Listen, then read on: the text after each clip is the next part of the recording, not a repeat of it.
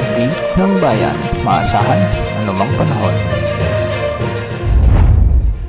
Magandang oras po sa ating lahat. Narito ang update sa lagi ng panahon ngayon at sa susunod na 24 oras. Sa kasalukuyan ay southwest monsoon o habagat na lamang ang nakakaapekto ngayon sa bahagi ng ating bansa. Samantala, ang dating bagyong Enteng o ang Super Typhoon Yagi ay huli namang namataan ng pag-asa 1,000 kilometers hilagang kanluran ng Northern Luzon. Taglay pa rin ang napakalakas na hangin na maabot sa 185 kilometers per hour at pagbugsong maabot sa 230 kilometers per hour. Patuloy itong kumikilos west-northwest sa bilis na 20 kilometers per hour. Kanina nga ay naglandfall na ang mata nito sa bahagi ng Wenchang City sa may Hainan Province sa southern China. Sa mga susunod na oras o sa mga susunod na araw ay tutumbukin naman nito ang northern Vietnam. Kaya sa mga kababayan natin dyan, mag-ingat at maging alerto po sa banta ng napakalakas at napakapaminsalang hangin na dala ni Bagyong Yagi o Super Typhoon Yagi.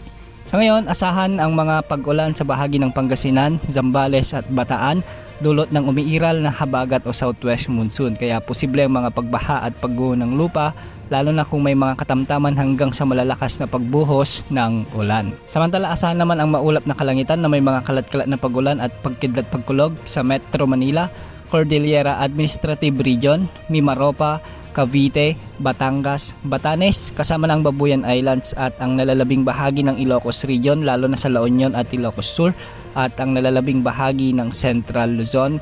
Ito ay dahil pa rin sa umiiral na southwest monsoon at posible pa rin ang mga pagbaha at pagguho ng lupa lalo na kung may mga malalakas na pagbuhos ng ulan. Dahil pa rin sa southwest monsoon o habagat, asahan naman ang bahagyang maulap hanggang sa maulap na kalangitan na may mga isolated rain showers and thunderstorms sa bahagi ng Bicol Region, ang nalalabing bahagi ng Cagayan Valley at ang nalalabing bahagi ng Calabarzon. Ang mga lugar na ito ay posible ring makaranas ng mga flash floods o landslides lalo na kung may mga severe thunderstorms. At sa nalalabing bahagi ng ating bansa, localized thunderstorms naman ang siyang posibleng magpaulan ngayon lalo na sa may eastern at central Visayas, sa may northern Mindanao, Zamboanga Peninsula at ilang bahagi ng Davao Region at Soc-Sargen.